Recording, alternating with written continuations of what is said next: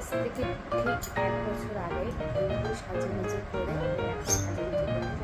করে আমি লক্ষ্মী পুজোর একটা ব্লগ সবার সাথে শেয়ার করেছিলাম। এটা ভাবলাম আজকেও একটু সাজুগুজু করে বলেছি লক্ষ্মী পুজোর রান্না চলো দেখি দেখি রান্না করি তোমার জন্য। জয় মা লক্ষ্মী বলে চলো স্টার্ট করি। রান্নাঘরে তোমাদেরকে আলুর দম রান্না করাটা থেকেই দেখাচ্ছি, কারণ 5 রকমের ভাজাও করেছি। সেটা অবশ্য আমার ক্লিপ নেওয়া হয়নি, তাই দেখাতে পারলাম না। তাই ভাজাটা শুধু এমনি দেখালাম, ওটা আর করা হয়নি। কারণ দেখো সেই সময় তো ভোগ রান্না করতে আমি একটু ব্যস্ত ছিলাম, তো ফাঁকে ফাঁকে একটু ক্লিপ নিয়েছিলাম। এই যে একটু লুচি ভাজারও ক্লিপ নিয়েছিলাম, লুচি ভাজছি। এটা হচ্ছে সবথেকে বড় টাফ কাজ আমার কাছে, আমি পারি না, তাও একটু ভেজেছি। চেষ্টা করেছি মা লক্ষ্মীর নাম নিয়ে একটু করার। যাই হোক, আমি তো অত ভালো রান্না পারি না, তবুও করেছি। যাই হোক, আজকে তো করতেই হয়, প্রত্যেকটা মেয়েই হয়তো করে, আর আমি আলাদা কিছু না, তাও আমি করেছি। আর একটু সুজিও করেছিলাম, আর কি আরও অনেক কিছু করেছি, যেটা সবটা তো আর ক্লিপ অত নেওয়া যায় না, কারণ তাড়াহুড়ো রয়েছে, যেহেতু পুজো করতে হবে, সেই জন্য যতটা পেরেছি অতটাই আমি ক্লিপে নিয়েছি। চলো, ঘাম ঠাম ঝরিয়ে ফাইনালি আমি কী রান্না করেছি তোমাদেরকে একবার একটু দেখাই।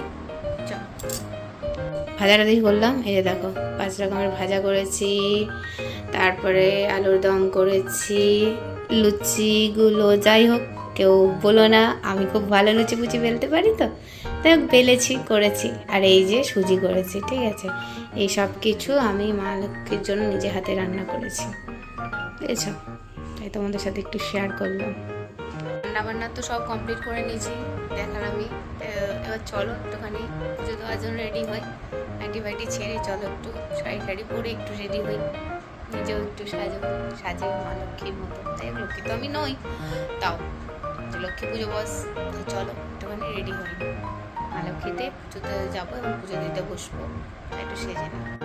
রান্না করার পরে শাড়ি টাড়ি পরে একটুখানি সেজে ভাবলাম তোমাদেরকে একটু দেখাই। তোমরা কমেন্টে বলো হ্যাঁ আমাকে কেমন লাগছে। যাই হোক, একটুখানি সেজেছি। আমি অত ভালো শাড়ি পরতে পারি না, তবুও একটু চেষ্টা করেছি আজকে একটু লক্ষ্মী একটু মানে একটু শান্ত মেয়ে হওয়ার। যদিও আমি অত লক্ষ্মী নই, তাও একটু সেজেছি। যাই হোক, আমি আর কি বলবো। তারপরে সাজুগুজু করা কমপ্লিট হয়ে গেছে। এবার মাতা লক্ষ্মীর কাছে সব কিছু সুন্দর করে সাজিয়ে দিয়েছি। সাজিয়ে দিয়ে আগেই বলেছিলাম যে বাড়িতে তো একটু পাঁচালি পরে পুজো করেছি, ঠাকুরমশাই আর ডাকা হয়নি, কারণ ঠাকুরমশাইয়ের জন্য বেকার ওই বসে থাকতে হয়, সময় মতো আসেও না, তাকে আবার করে নিয়ে আসতে হয়। তার থেকে নিজেরাই পাঁচালি পরে পুজোটা করে নিই। মানে শাশুড়ি মা পাঁচালি পড়েন, আর আমিও সেটা সঙ্গে সঙ্গে একটুখানি শুনি এবং পড়ে পুজোটা এভাবেই করি। তো এইভাবেই আমরা আমাদের পুজোটা কিন্তু করে ফেলি। এখন কয়েক বছর ধরে এটাই করছি, ঠাকুরমশাইয়ের জন্য আর অপেক্ষা করি না। তো লাস্টে এই যে দেখো, আমারও একটু ছবিটা অ্যাড করে দিলাম, একটু ছবি তুলে।